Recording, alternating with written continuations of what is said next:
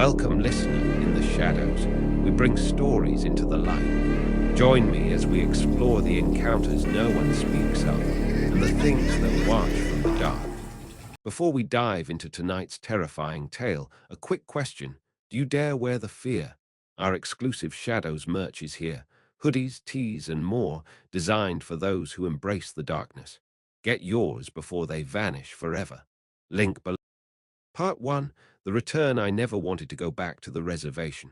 It wasn't just the isolation or the way the land seemed to stretch into forever, swallowing up all signs of civilization. It was something deeper, something I had spent my whole life avoiding. But when my uncle died, leaving behind his house and his land, I had no choice. There was no one else. And so, against my better judgment, I found myself driving through miles of desolate landscape, the wind kicking up dust devils in my rearview mirror. My name is Illy, and I'd spent most of my life far away from this place. My childhood had been split between the quiet, cool city life and the blistering, dry expanse of the reservation. My mother, Isabel, had always wanted me to connect with my Navajo roots, but I never felt a sense of belonging. The reservation was a foreign world to me, full of customs and stories that made no sense. I was raised to believe in progress, in the city's bright lights and endless opportunities, so every summer visit to my uncle's home felt more like a punishment than a rite of passage. I couldn't remember much about those summers, only flashes, sights and sounds that my mind seemed to try to erase. My uncle, Thomas Yazzie, was a traditional man, deeply connected to the old ways, but rarely did he speak of them to me. When he did, it was always in hushed tones, his eyes darting toward the shadows as if something unseen lurked just beyond the periphery. As a child, I never understood why he was always so paranoid. I thought it was just old superstition. But now, with my uncle gone, I was the last living relative. His death had been sudden, an aneurysm, they said, and with no one else to handle his affairs, I found myself standing in front of his small, weathered house, the very place I had spent many uncomfortable summers. Day 1. Arrival. The house was exactly as I remembered it, small, hunched against the earth like it had grown from the land itself. The walls were made of adobe, the roof a patchwork of clay tiles, and the windows thick with dust. The scent of sage and dry wood filled the air, but underneath it, something else lingered, something I couldn't name, a presence.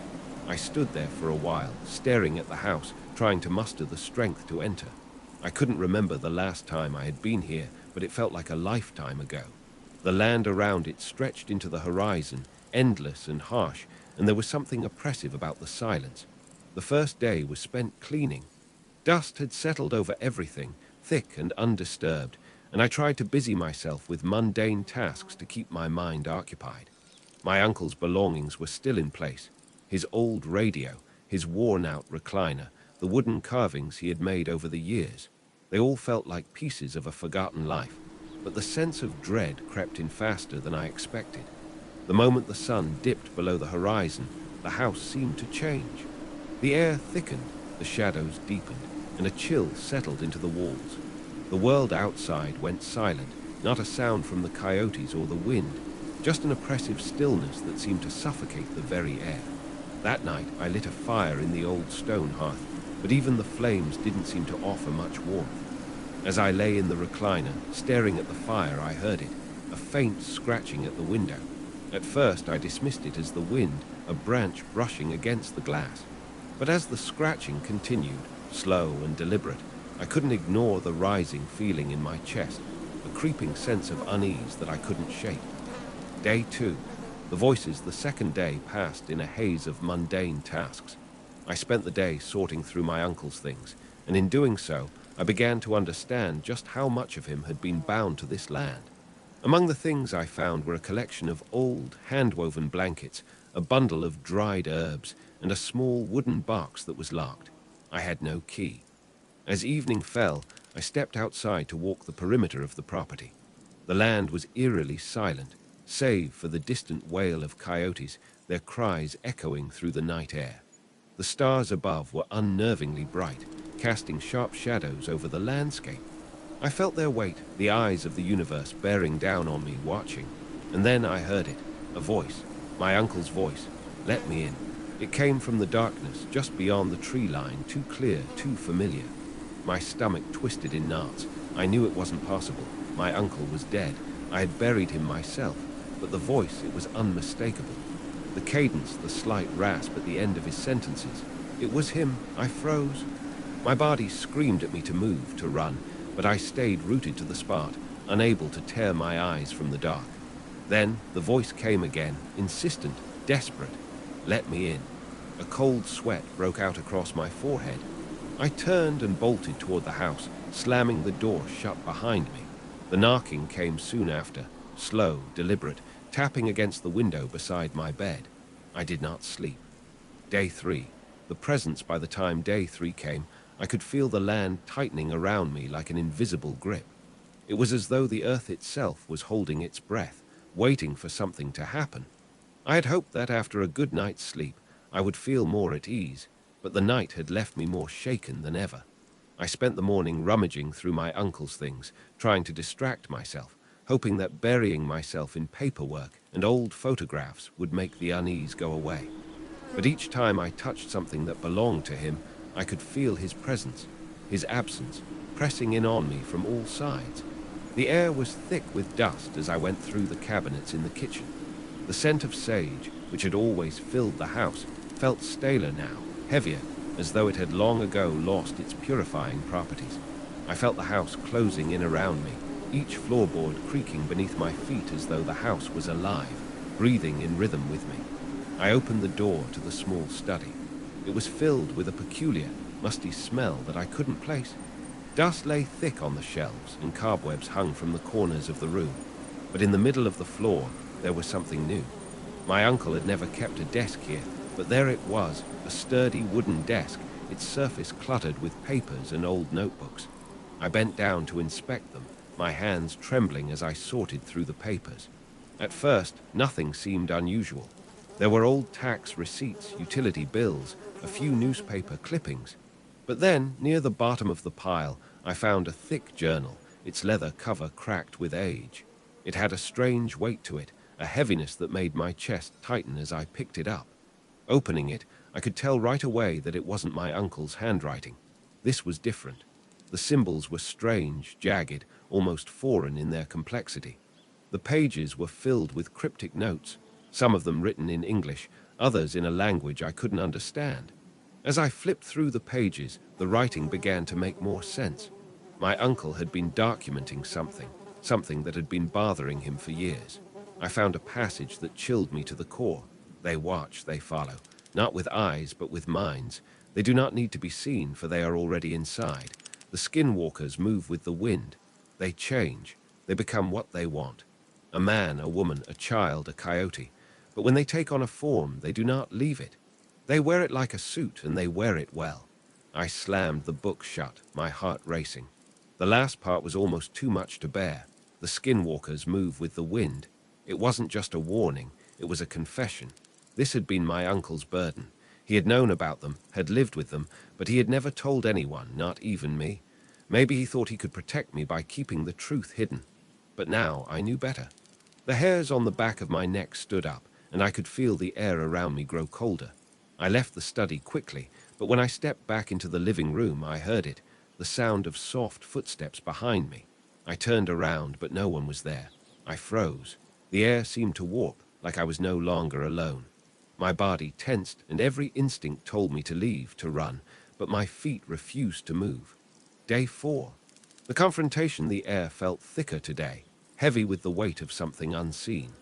The sun had barely dipped below the horizon when I felt it, a prickling sensation at the back of my neck, like eyes were on me, though I couldn't see anyone. It was as if the very land itself was watching, the earth beneath my feet pulsating with some deep, ancient rhythm I couldn't understand. I could almost hear the heartbeat of the reservation, a slow, deliberate thud echoing through my chest.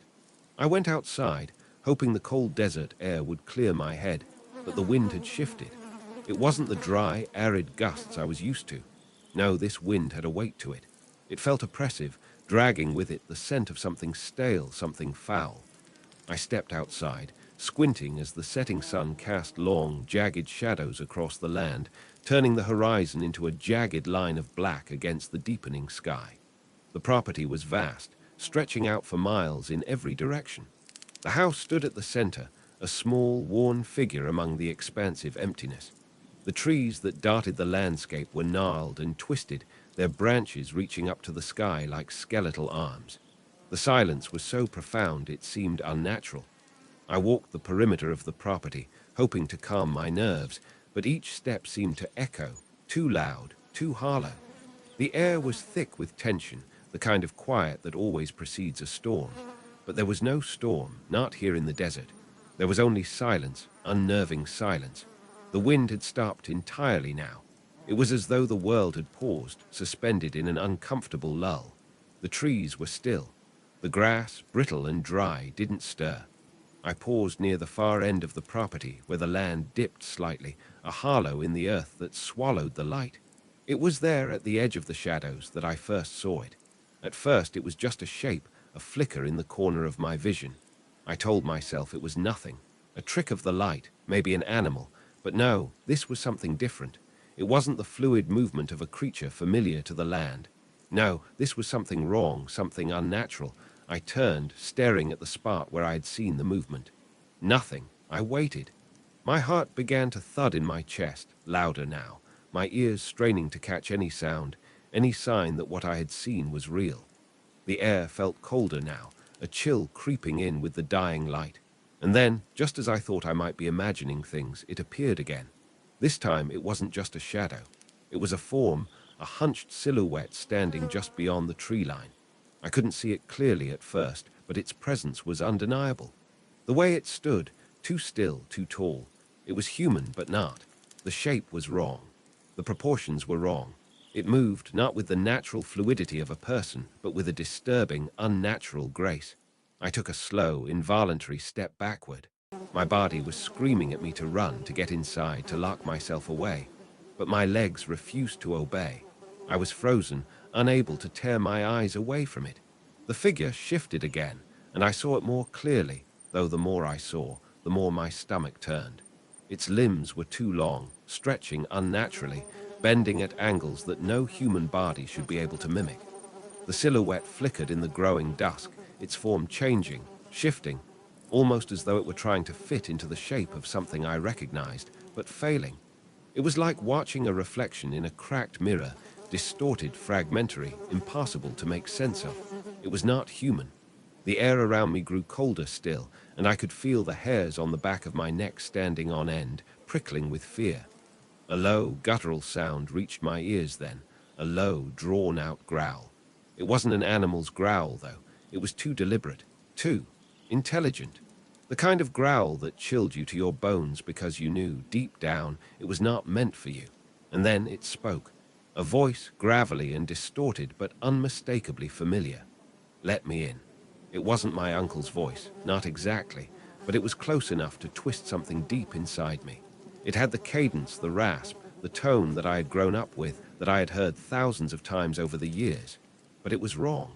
The words were distorted, stretched, as if pulled through a thick fog, warped by something dark, something ancient.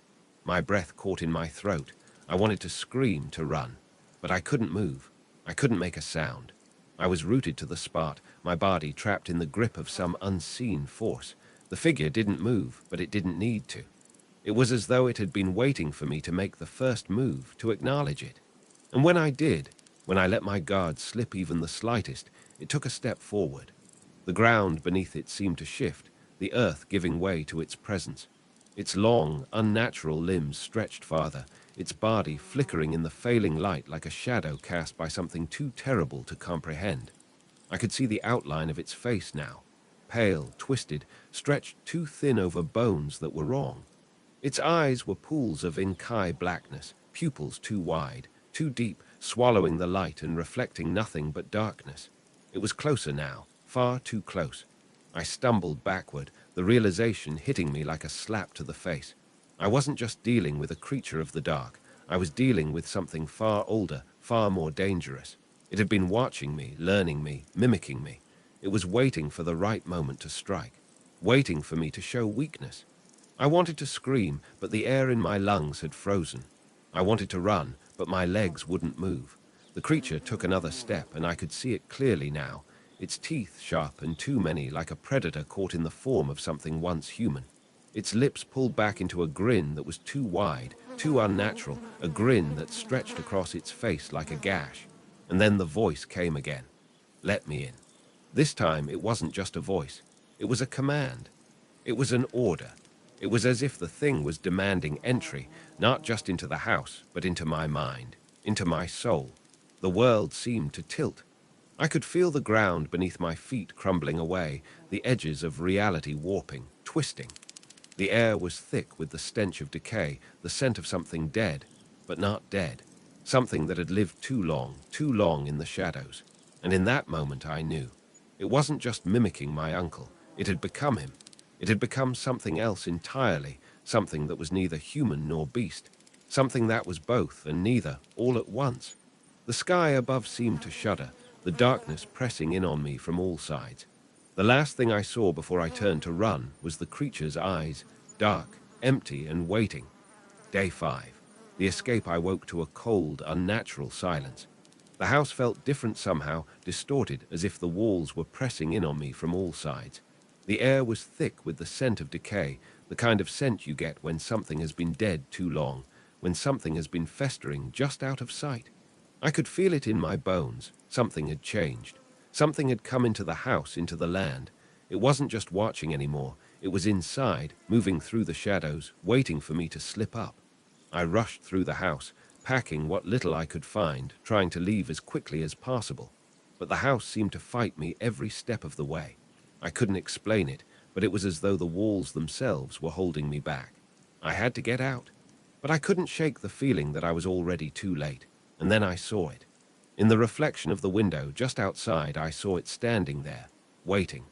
The figure, its face now twisted into a grotesque grin, the skin stretched tight over its skull. It had my uncle's face. I froze. My body screamed at me to run, to leave, but my feet wouldn't move. The thing smiled, its lips pulling back too far, too wide, revealing sharp teeth, teeth that weren't human. I could feel the weight of its gaze on me, its eyes boring into mine, pulling me closer. And that was when I heard it, a whisper in my ear, a voice that was both mine and not mine. Let me in. The whisper came from everywhere. It came from inside my head, from the walls, from the earth itself. I couldn't escape it. I couldn't escape it. I ran. But even as I tore through the door, even as I jumped into my truck and sped off into the night, I knew the truth. It wasn't over. It was never over. It had my face. It had my voice. And it was coming for me.